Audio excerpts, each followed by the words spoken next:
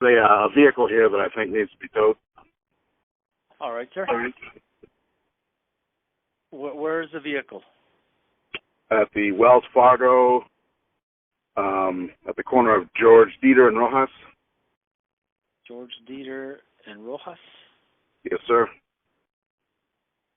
All right, sir. And who are you, sir? I'm just someone who sees a sign here that says that there's no parking after a certain hour, and the vehicle's here. Okay. Is our sign there, sir?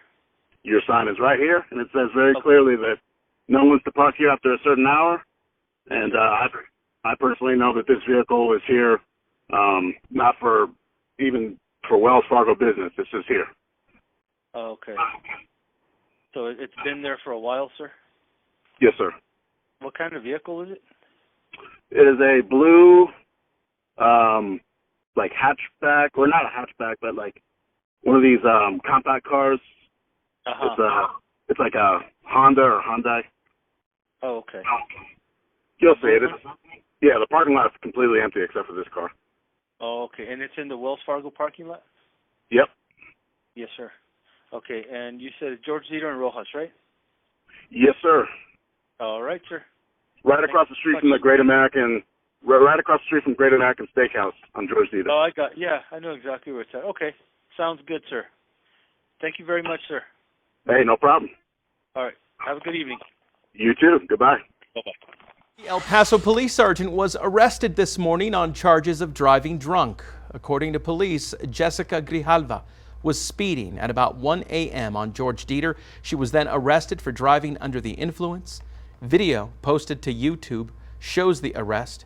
The officer was booked into jail. According to her arrest report, her blood alcohol level was twice the legal limit. The police department's internal affairs unit is conducting an investigation. For now, GRIJALVA is on leave until the investigation is over.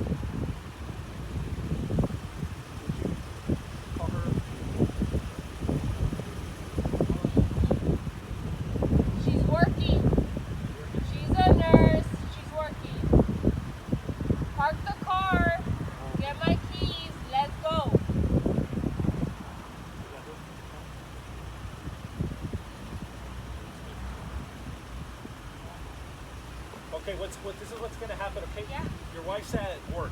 Yeah, she's at work. But the good news is she's going to go to double rooms and get the keys a little bit later on, okay? So we're just going to properly park your car here. Yeah. And then she'll come. Okay? Yeah, Once you yeah, can get out for of sure. once you can get out of court, out of work. Okay? May I talk to you about this? And then this is your cell. Yes. Yeah, I'll talk to you real quick. No. Yeah. Yeah, I'll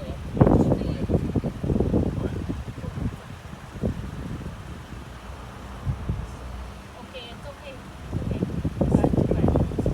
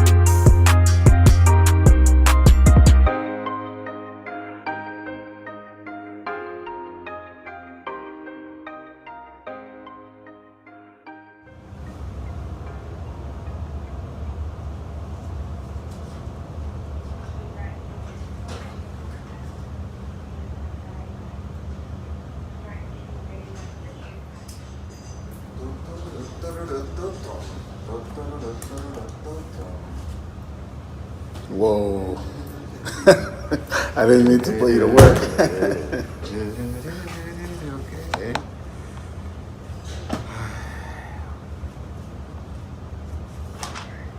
Now, every year they print out a new one of those books? Yes. Oh my goodness.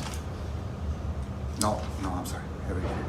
Okay. The legislature gets together on Every 2 years. every 2 years, right? Yeah. And then they make changes or whatever. Yeah. Crossing at a point other than the crosswalk. Okay. A pedestrian should yield the right of way to a vehicle on the highway if crossing a roadway at a place other than in the marked crosswalk or in an unmarked crosswalk at the intersection. Okay. Or where the pedestrian turn over here between adjacent intersections at which traffic control signals are in operation. A pedestrian may not cross only the marked crosswalk. A pedestrian may cross a roadway intersection diagonally only if in a manner authorized by a traffic control device. Mm-hmm. That's the only way that you can cross a street. Okay. Let's see here. The other one is 000.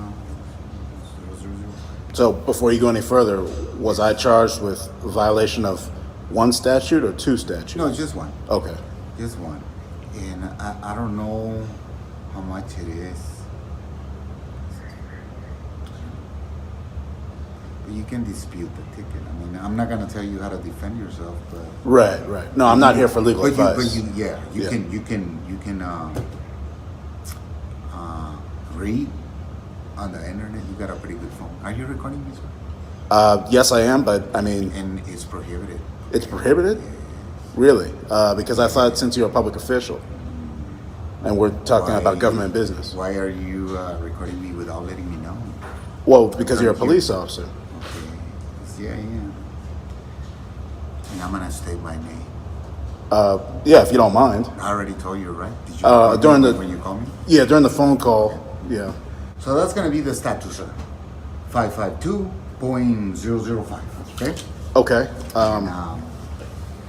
That's it from you, sir. Actually, officer, if you don't mind, since Officer Mendoza didn't put my statute number on my citation, I would like to request that you do. Or some officer does. No, I just put the, I put on the letters. This is gonna be the citation. Crossing where prohibited. Yes, I And understand, that's what but it is. this section I here, just told that, you, we're not required to put it in there. oh, you're not? No. Because wouldn't that be a form of notice for a person who's alleged of a crime, that they would be notified of the entire statute that they're alleged of violating? As a Texas citizen, according to the Code of Criminal Procedure, you have the right to demand the nature and cause of the accusation. In other words, to know what you are being charged with. According to the Code of Criminal Procedure, you also have a right to have a copy of the written charges. No, and you can dispute that in court Okay. if you want, okay? Well, You have a great night, sir. I didn't mean to offend you by this. But thank you. Yeah. Okay? Thank you for your service, officer. You're welcome, sir. And what is your badge number again? 2069. 2069? Yes, sir. Thank you for your service, officer. The rule of law matters in all kinds of different ways. It's the foundation of what gives people the confidence to be able to speak their minds, for instance, knowing what the rules are in advance and they won't be punished by the government for what they say. And what we see when we look around the world today is that countries that have the rule of law tend to be richer and freer than countries that don't. The constitutional principle of the rule of law means that we live under known and settled laws that were established in a system that is open for all to see. Like many constitutional principles, many take this idea for granted. We know that our laws are stable and that the rules of the game cannot just suddenly change. As John Adams said in 1776, the true idea of a republic is an empire of laws and not of men. Rules cannot be discarded or laws enacted on one person's whim unless established legal processes are followed. One of the things that's most interesting about the rule of law is that as emerged in history, it is primarily a protection for the ordinary person. The rich and powerful have always had the ability, in some sense, to be able to manipulate the government for their own ends or find the loopholes in the law to protect themselves and that sort of thing. It's the common person, the person who doesn't hire the lobbyist, who doesn't have the ability to influence the government, that benefits most when the government protects the rule of law. A look back at the way the Constitution was framed and ratified shows how committed Americans were to the rule of law. After flaws in the Articles of Confederation were identified, 12 of the 13 states sent duly appointed delegates. All right, sir. Maybe you can step over here because I'm going to tell you. Okay. Read you your citation. Right now, you're going to get a Class C citation, okay? The offense is crossing where prohibited. So you can't cross there. It's like if you were crossing Montwood right then and there without the crosswalk. Do you understand that? Okay. Your court date is going to be December 17th, 2018, which is this year, between the hours of 7-11 or 1 to 3 at $9,600. Do you know where that's at? I can find it. Yeah, just Google it and you'll find it there. Okay. So the only thing I need you to do is signing on top. You're promising you are going to appear in court in this date. It's not an admission of guilt. So if you choose to fight it, you can fight it. Okay. Do you have any questions? No, not okay. I mean, I don't mind recording, sir, but I'll tell you right now, if you're not following the law, then we're gonna stop it. Okay? It's for your safety and our safety as well. Yeah, but you don't have to give me this. I don't have to? I mean, you have the choice. I do. Yeah. I do have the choice. So I chose to give you one. All right. Do you have any other questions, sir? So again, if you're gonna record us doing traffic stops, just follow the law and don't cross the street where you're not supposed to. All right, sir. Just get ahead. Just gonna step on the sidewalk and you can record us or go home. Okay?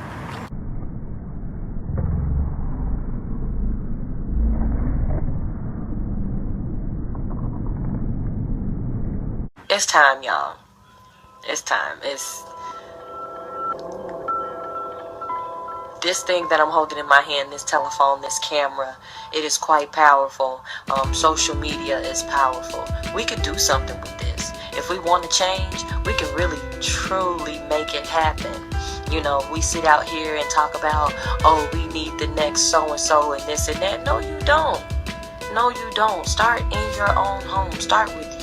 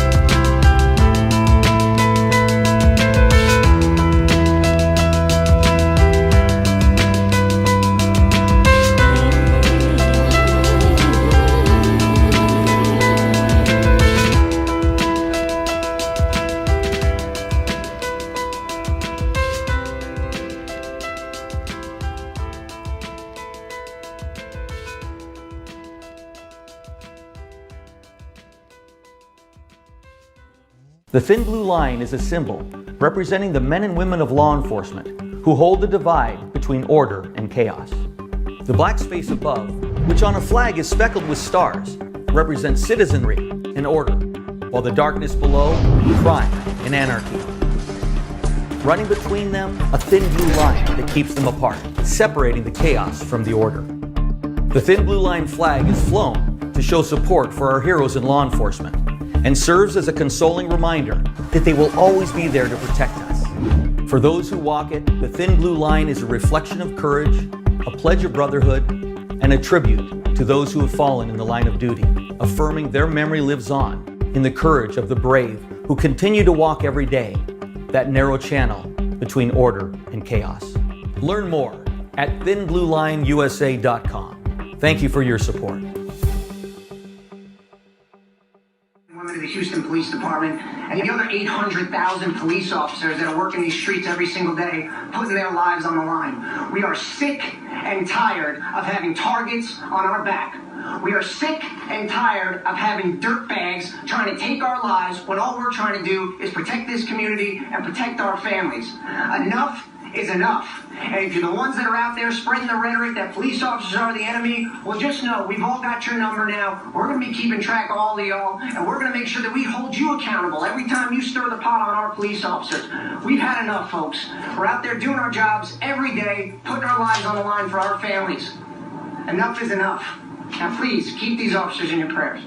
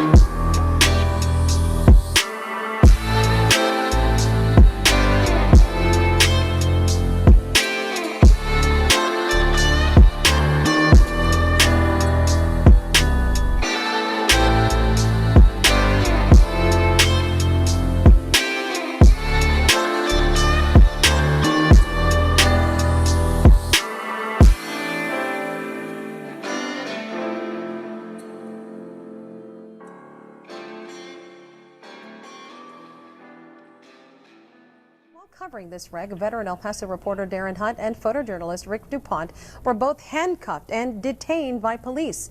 Darren and Rick came up on the crash minutes after it happened and stopped on the shoulder on the eastbound lanes, opposite the wreck. They were conducting interviews when Sergeant Ramirez ordered them to leave. Watch for yourself what happened. You get in your truck and we're going to talk to this guy real quick. No, negative, sir. You will get in your truck and move. Okay? We're doing our job. You press that trigger, boy. Get in there. Get in your truck and move. Get in your truck and move. He can shoot if he wants to. Do you want me to arrest you, sir? No, I don't. Do you want me to arrest you? Then you get in your truck and you move. Plain and simple. I don't care. I'm telling you something. I'm giving you an order. You know what? I didn't do anything. You want to get arrested? No. Okay. I just will go. I'll go. It's fine. I'll go. I'm not. You know what? You're not going. I'm not resisting. You're not going. Look, I can get the truck and pick him up. Go get in the truck before you go too. Can you let him go? Hands off the truck! I didn't do anything. Get your hands off the truck! Quick, I'm not doing anything. I'm not doing anything. I'm not doing anything, sir.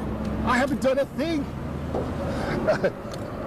I'm just trying to leave, sir. Let me get the microphone. I'm just getting this stuff. I'm not doing anything.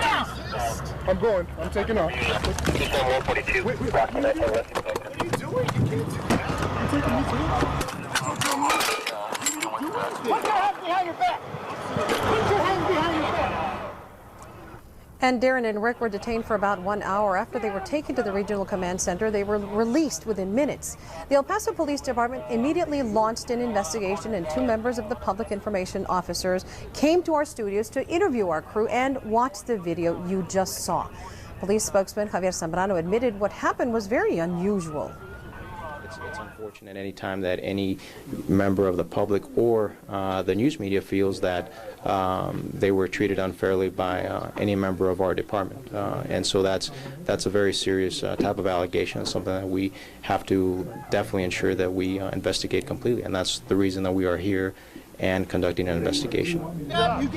And now you've seen the video and heard from police. Now here's Darren Hunt with us. And what exactly were you doing out there besides just covering a rollover? It was more than a rollover accident. Well, Estelle, when we got on the scene, we noticed in talking to the first witness to the accident that some Fort Bliss soldiers were heroes in this situation. They had actually pulled this man out of that truck. So we were trying to get that story when all of this occurred with this officer. You look pretty stunned out there. I was a little bit shocked. I didn't expect to get treated that way. We've had a very good working relationship with police in the past, especially. We do this all the time, this type of thing. So I was a bit surprised and taken aback by it. And can you show us your wrists? Yeah, they cuffed me, and there's, still some marks. We're about 5 hours after this now, and yeah, it wasn't a very comfortable situation. We sat in the back of a police unit for about half an hour. The whole thing took about an hour. And we need to point out that this usually happens when you are handcuffed. That's what officers have told me, that this kind of thing usually happens. But you're okay. I'm all right. You were just doing your job. Thank you. Darren, thank you very much. And now that you've heard both sides, we want to know what you think. Did anyone overstep their bounds? Did anybody cross the line? We've posted the entire video on our website, KVIA.com, and if you'd like to see it again, and tell us what you think.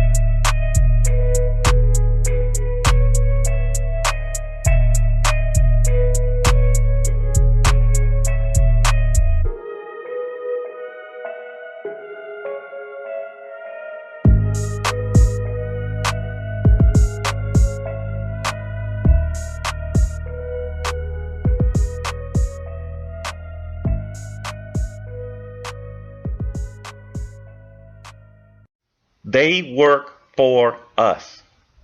We're the citizens. They work for us. Don't ever let a public servant tell you any different or treat you any different. Facing the captain.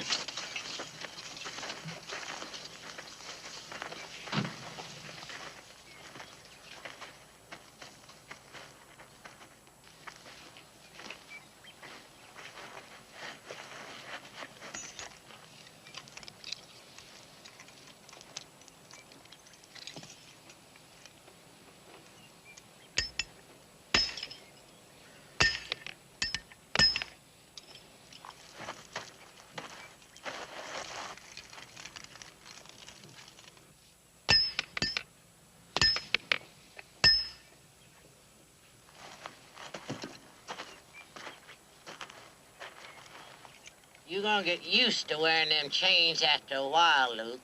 Don't you never stop listening to them clinking. 'Cause they're gonna remind you of what I've been saying. For your own good. Wish you'd stop being so good to me, Captain. Don't you ever talk that way to me. Never! Never!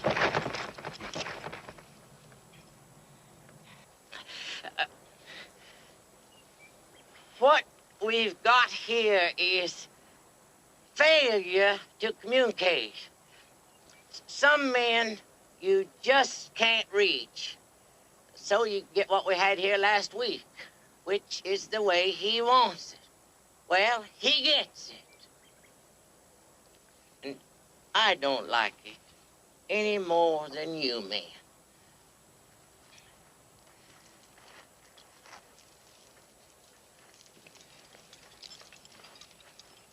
Well, looky here. I knew they'd get you. Them chains and bones a couple of years, you'll run days old forever, boy. Hell, I'd like to see you try to run again. And you know, you're getting so you smell so bad I could track you myself. Yeah, well, that ought to be easy for a genuine son of a bitch.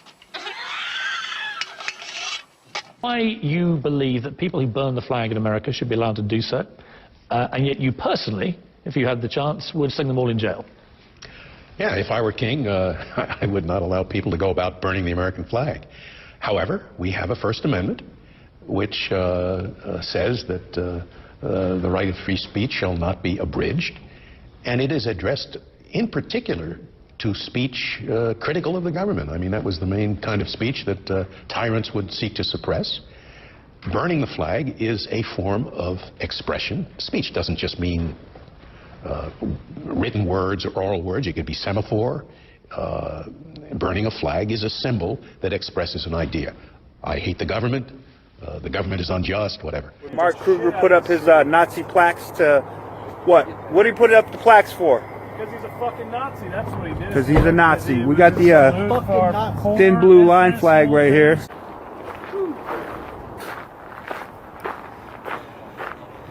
I'll show you what I think about this shit.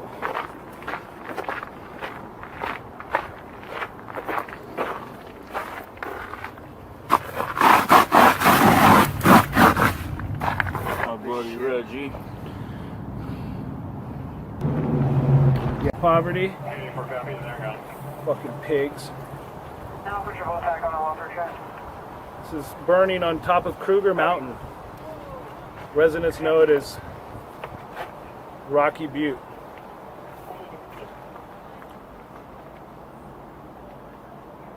Fucking guns in this fucking country. You're fucking at the point killing fucking innocent fucking unarmed fucking people.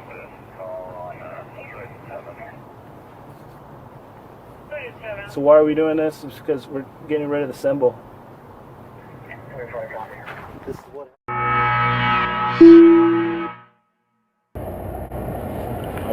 Dignitaries. Put the camera down while we're talking to you. No, sir.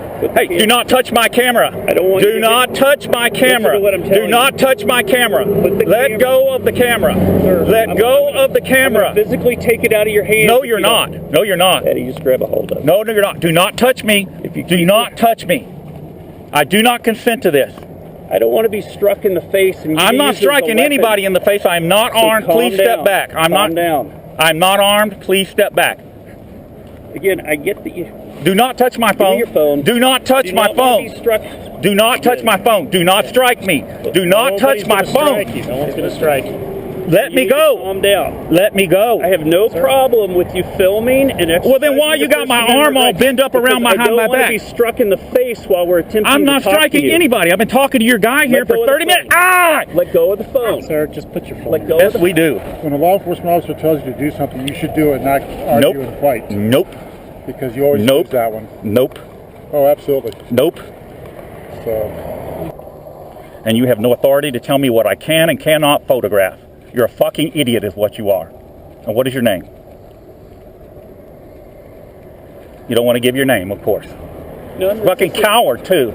You're a fucking coward. Quit twisting my arm. I already told you, I'm not going to touch you. I'm not going to touch you. But you're a fucking lying coward. You need to calm down. I don't have to calm down nothing. You got your hands on me. Turn me loose. We're going to be talking today about searches of cars. There are a lot of different legal theories under the Fourth Amendment, the part of the Constitution that prohibits unreasonable searches and seizures. So there are a lot of different theories that police and prosecutors and defense attorneys talk about as they're asking, can the police search for evidence of a crime in a car? So let's go talk about car searches.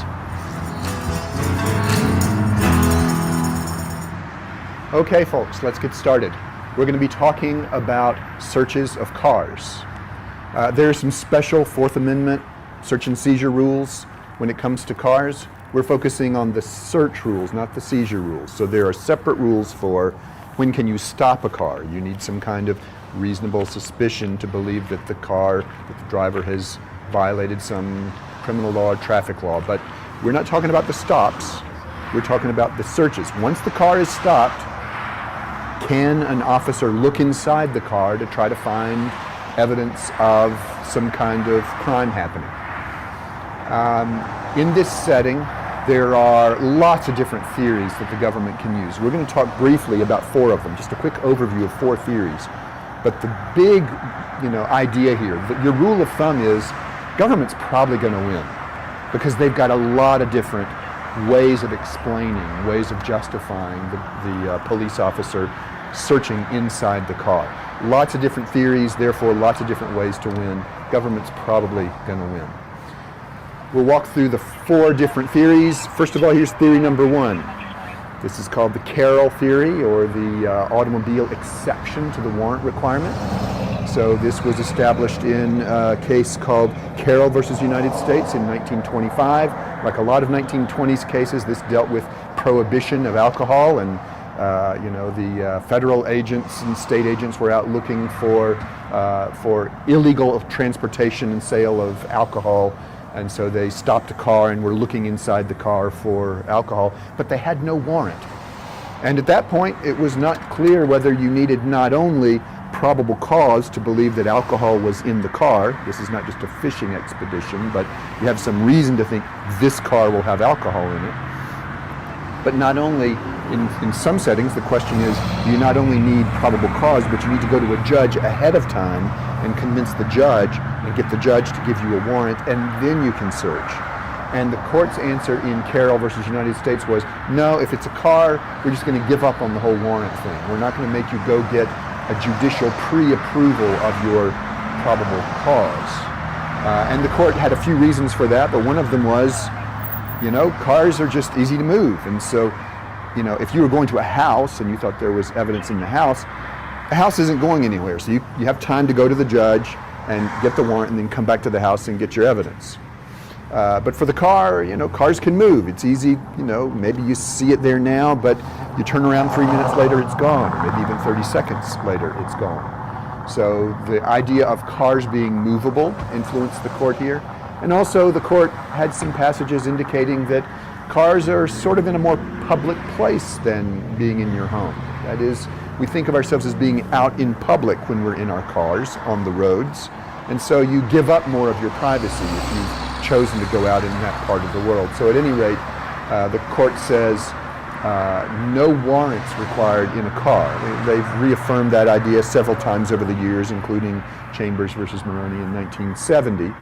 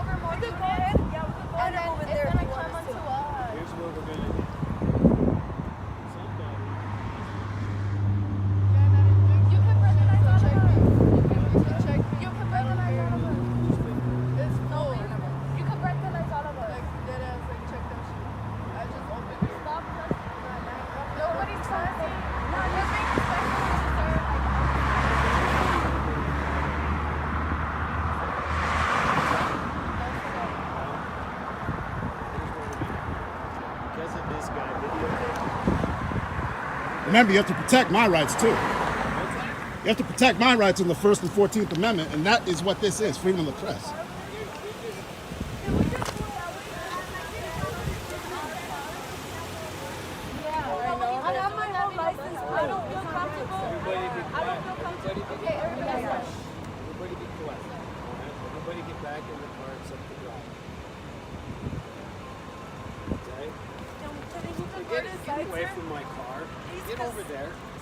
I'm within the bounds of the law, sir. You are not. Yes, sir, I am. You were invading my space. So you claim.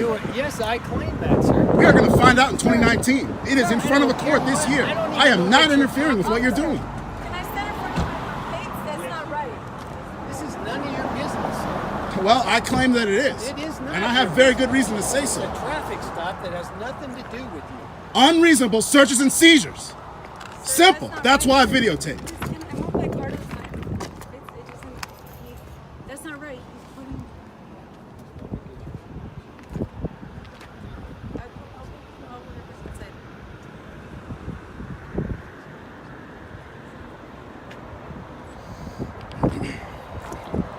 Bro, that ain't even right.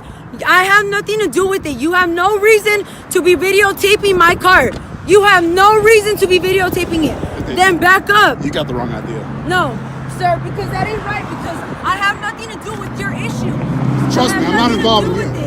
You're putting my stuff on me. That isn't right. You got nothing to worry. To make sure the new laws were enforced, Britain sent a fleet of ships carrying 2 regiments of troops to occupy Boston. The government provided its troops with special documents called writs of assistance, authorizing them to carry out searches to find tax cheaters. Of course, the government's actions just made the Americans even madder. So, once again, the colonies exerted economic pressure on the British by boycotting their goods. The boycott was mostly successful because by 1770, all the Townsend duties on imported goods, except the one on tea, had been revoked. In March of that year, 5 colonists died in Boston when an unruly crowd protesting against taxation was fired upon by frightened British troops. Immediately, the Boston Massacre, as they called it, was used by American patriots to fan the flames of revolution. Starting in 1772, patriots from across the far-flung colonies began to organize committees of correspondence to increase communication between them. Through their letters, the committees of correspondence were able to share new ideas about government, law, and how to deal with threats to American liberty. And they played an important role in uniting the colonies as they moved ever closer to revolution.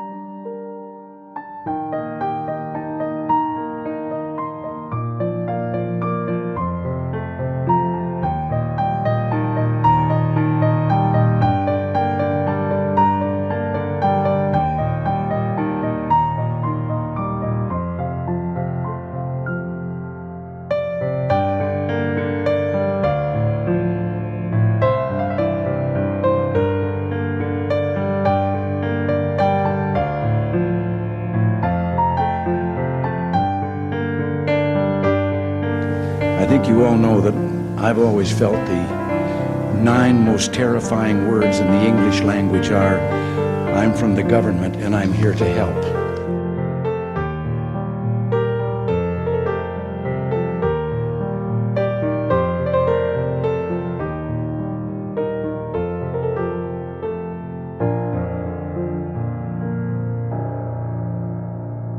Now, following the hated Stamp Act of 1765, where the British government demanded that every piece of paper have a stamp on it from the king, the British committed the Boston Massacre in 1770. They fired into a crowd, killing 5. Why? Well, the British were putting their troops in your house and coming up and saying, you have to live in the attic, basement, or the garage, and we're going to eat your food and live here. Well, people didn't like that, and so they got a crowd together and protested, and the British fired into the crowd, killing 5. One of the people they killed was Crispus Attucks, the first African-American patriot that died in the war. In the year 1773, James Warren proposed that Sam Adams form a committee of correspondence. And this was a group that would write letters and then distribute these letters across America.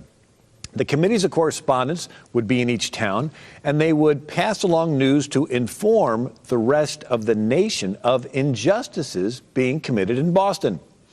And in there, James Warren writes, the rights of the colonists and of this particular province in particular, as men and as Christians and as subjects, to communicate and publish the same to the several towns in this province and to the world as the sense of this town. So in other words, we got atrocities going on here. We want to let the rest of the world know about it. I want to speak on behalf of the 5,200 brave men and women of the Houston Police Department and the other 800,000 police officers that are working these streets every single day, putting their lives on the line.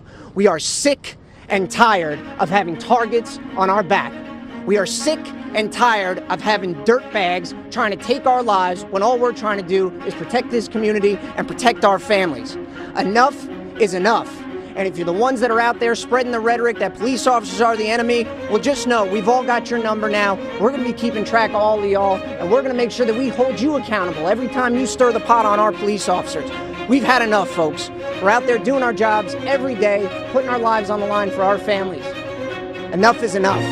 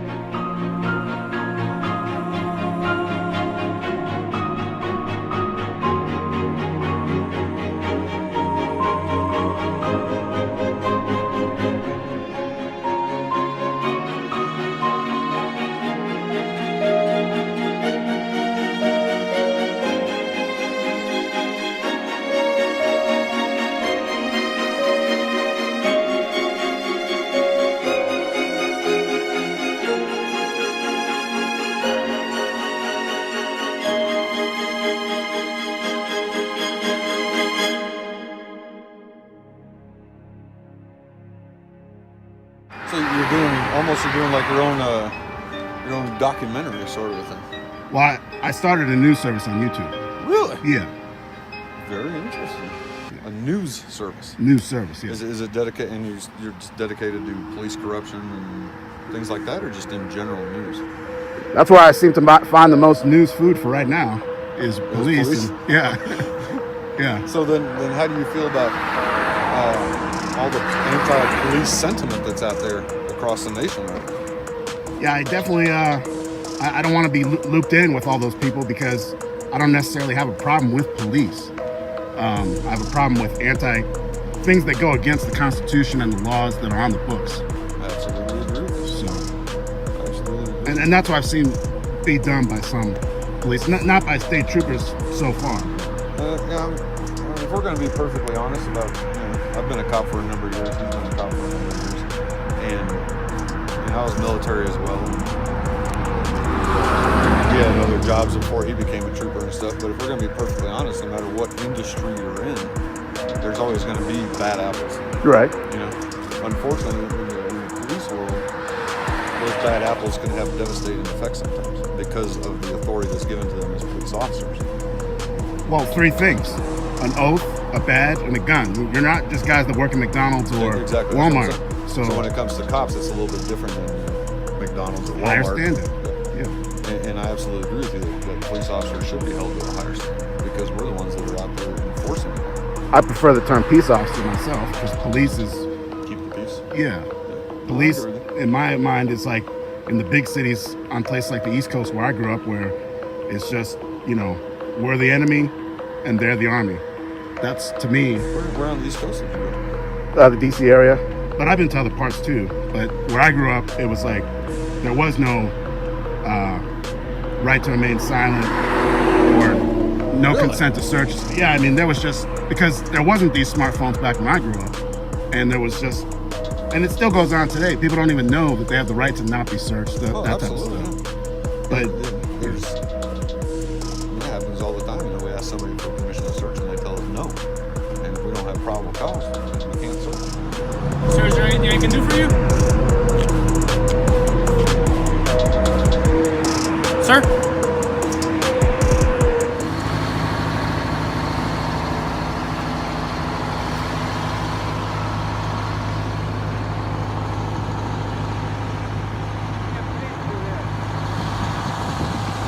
Not yet. What do you get? I haven't earned a single dollar. Huh? Haven't earned a single dollar yet. Why do you do it? It's a long story. Well, let me hear it. I got time. Well, I guess for starters, I'm just tired of unreasonable searches and seizures by the police. I don't get upset over that. I do. Why? I have a big problem with it. You get pulled over all the time? Not all the time, but occasionally. How many times? Well, before we get into that, even if it's just one time, if procedures aren't followed properly, then that's a problem. What's the procedure after they pull you over? Ask for your driver's license. Not a problem. Okay, so what else? If they ask to search the vehicle and I say no, why do they automatically sometimes say that they're going to wait for a canine to come? Yeah, I can see that. I can't. I have a big problem with that. Are you on drugs? I'm not on drugs. Are you on drugs? Have you ever been on drugs? No. Have you? No. Okay. So I don't worry about it. I don't worry about it. I'm not even sure why you asked me that question. Well, if you're saying you object to them searching your vehicle for drugs, why would you object? Because the Fourth Amendment protects us from unreasonable seizures and searches. I know, but listen. Sure, we'll entertain that. Buenas tardes. Buenas tardes. Mire, yo tengo, cuando hablamos, ¿su nombre, por favor? Lilia Cuevas. Ando en su vecindario y yo le había dicho que yo vivo en Desert Breeze Subdivision y todo lo que es la red no tenemos alumbrado. Tenemos muchas casas, los niños juegan en la calle. ¿Les puedo traducir? Sí. She's in her area where she lives, there's a lack of lighting and the children are out there playing and Riften. It's Riften. It's Next to the Horizon High School. Y ayer estuve hablando con todo el vecindario y todos están de acuerdo de que no tenemos luces. Tengo 12 años viviendo ahí. Cuando las luces de la high school están apagadas, todavía me pasa. Y tengo que volver porque no sé dónde está la calle. She says she's spoken to all her neighbors and they're all in favor of some kind of lighting, because when the high school turns the lights off, it's totally dark. And she still drives past her house. She's been there 12 years. Y al final de la calle de Riften, se les ocurrió poner una luz, pero eso es al final. Pero a la entrada no tenemos. Tenemos muchos niños jugando en la calle Necesitamos un parque. And because of the amount of children in the area, she's saying that they need a park and they don't work in it. Hay muchas cosas ahí, ni un solo parque, ni una diversión. El año pasado teníamos acceso a la biblioteca y ahora la hicieron grande y bonita y ahora no nos dejan usar de la high school. And last year the high school would let folks use the library, but since it's been remodeled, they no longer let the general public use the library. El tennis court está muy bonito y todo, pero están los gates cerrados, so quiere decir que no los podemos meter.